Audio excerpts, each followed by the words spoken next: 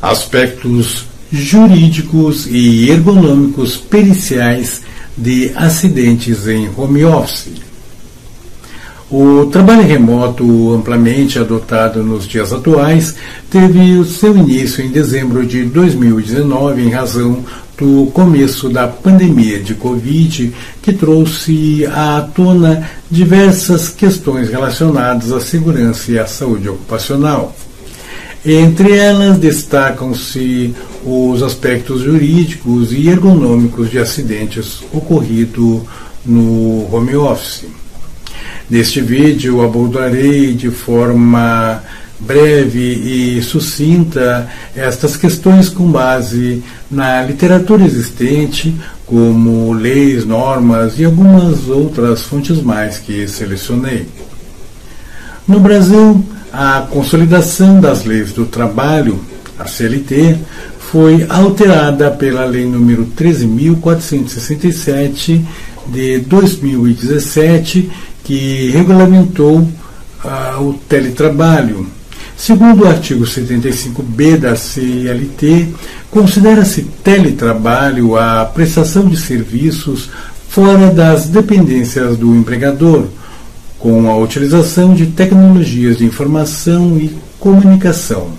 No entanto, como sabemos, a legislação é omissa quanto à responsabilidade do empregador em casos de acidentes de trabalho no home office.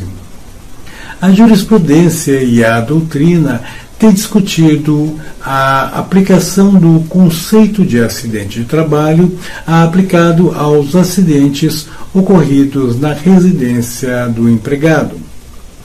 Segundo o jurista e professor Maurício Delgado Godinho, em sua conhecida obra Curso de Direito do Trabalho, é imprescindível a análise do nexo causal entre o acidente e a atividade laboral. A responsabilidade do empregador poderá então ser atribuída desde que se comprove, é claro, a relação direta entre a lesão e o trabalho executado.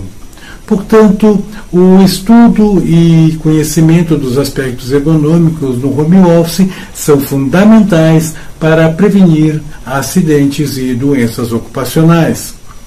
A norma regulamentadora número 17, muito conhecida apenas por NR17, do Ministério do Trabalho e Emprego, estabelece parâmetros que visam a adaptação das condições de trabalho às características psicofisiológicas dos trabalhadores, de modo a proporcionar conforto, segurança e desempenho eficiente.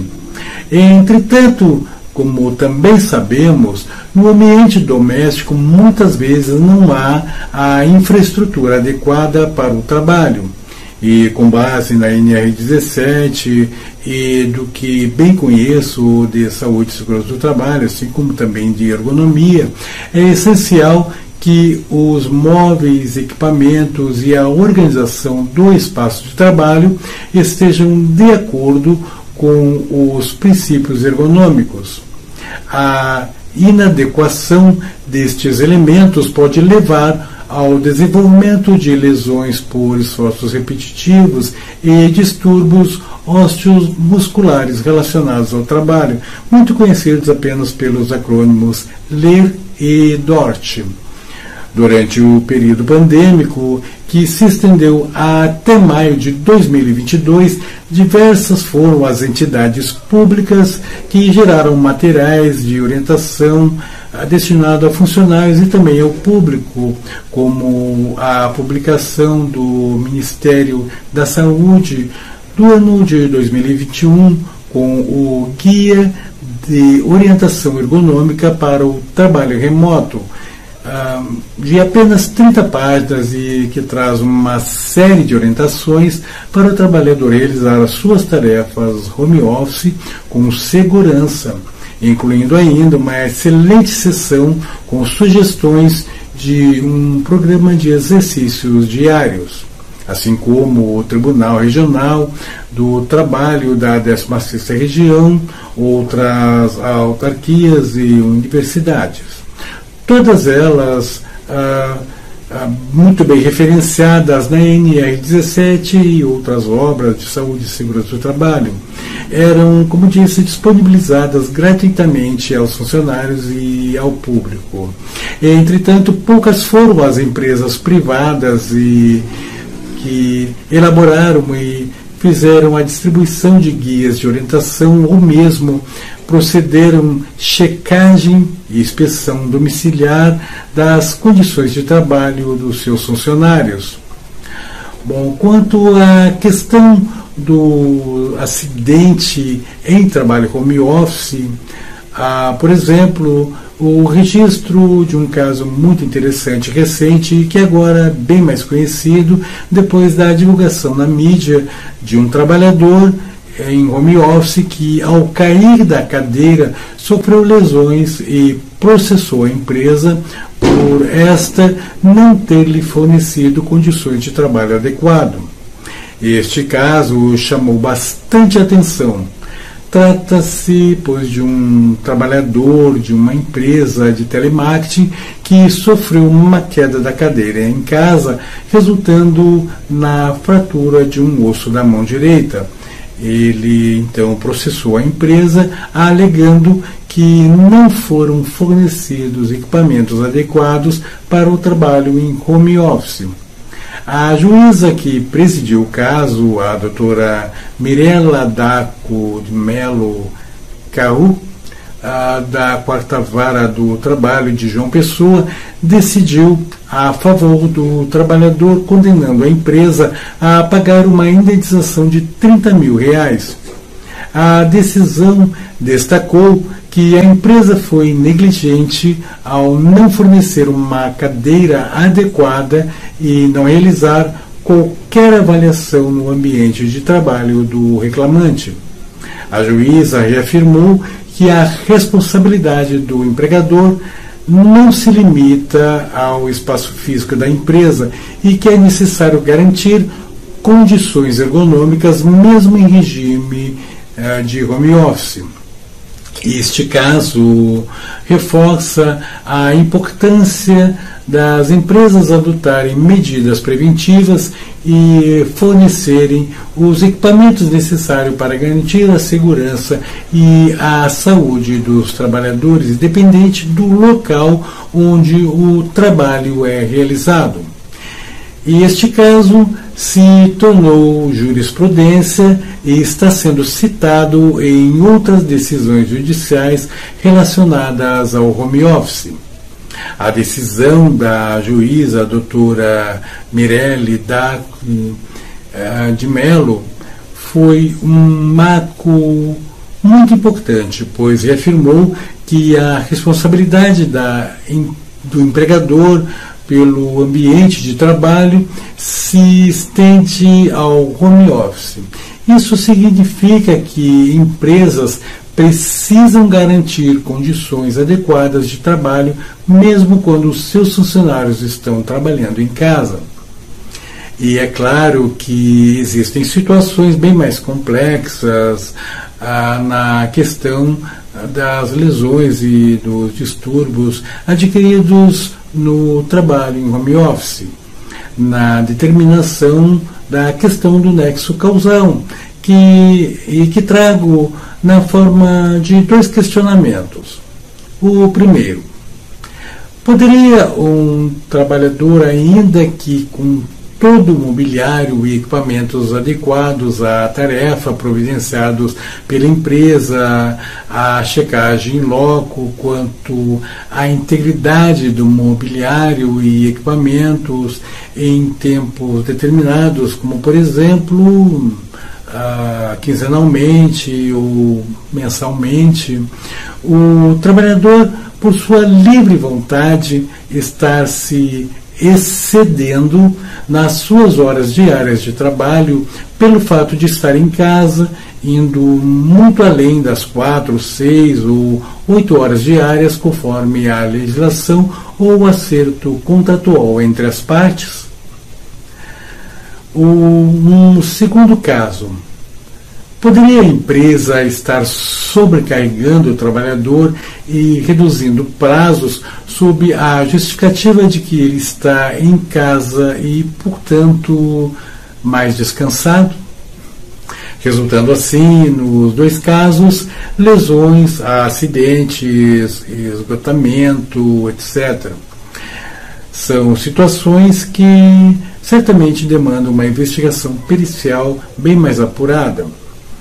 E é claro que a empresa pode fazer, no primeiro caso da possibilidade que se tem, o controle de funcionários em home office. Mas precisa estar detalhado no contrato de trabalho sobre onde e como será feito este monitoramento. Jamais a empresa poderá fazer como no conhecido caso da norte-americana Michai J, que foi demitida em meados de julho de 2024, depois que a empresa descobriu que a funcionária, ao perceber que estava sendo espionada em segredo, obteve provas e divulgou na rede TikTok a sua história com imagens que capturou da vigilância não autorizada, pois havia notado que toda vez que retornava ao computador aparecia uma informação na tela em alguns momentos e a câmera ela percebia então ligada. Ela não sabia, mas desde o começo do trabalho, quando ela iniciou na empresa, esta costumava ligar remotamente a sua câmera do laptop, tirando fotos e gravando vídeos na sua ausência à frente do computador. Segundo ela informou, a argumentação da gerência foi a de que muitos funcionários trabalhavam menos horas diárias do que quando estavam presenciais na empresa, comprometendo, portanto, a produtividade.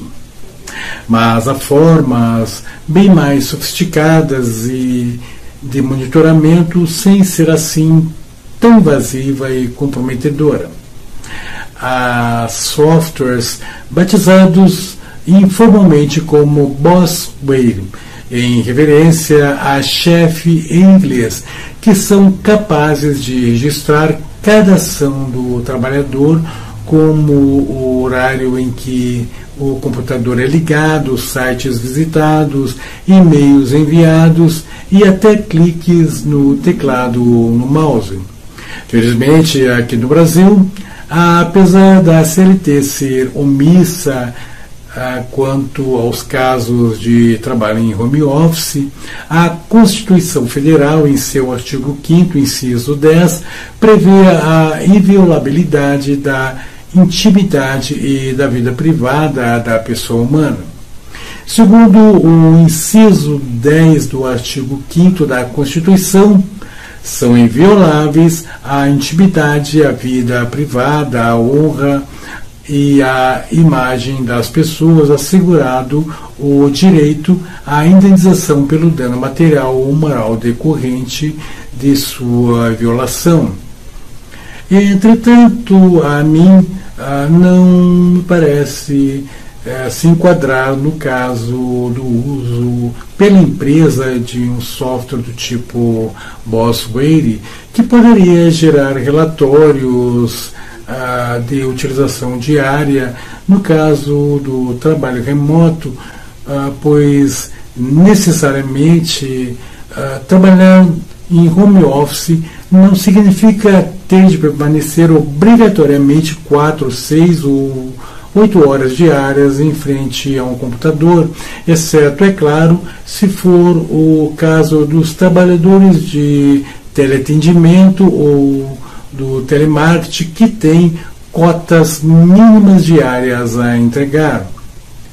Podemos então concluir que, na realidade, cada vez mais, a crescente adoção do home office exige uma reflexão sobre a responsabilidade legal dos empregadores e a importância da consciência da ergonomia no ambiente doméstico de trabalho por parte de ambos, empregadores e empregados. A legislação trabalhista brasileira precisa evoluir para acompanhar essa nova realidade, garantindo a proteção dos direitos dos trabalhadores. Pois não basta apenas uma norma regulamentadora, como é o caso da NR17, que é muito importante realmente e que baliza cuidados a serem tomados para muitos ambientes de trabalho, porém, bem poucos trabalhadores efetivamente a conhecem. Bom, meus amigos, gratos por terem assistido e para falar comigo, o meu WhatsApp está na tela. 051 983 490 408 e também o QR Code da minha página na web. Ou envie-me e-mail para consulta@abfperito.com.br. ABF Perito, perícias e consultorias, competência, qualidade, confiança.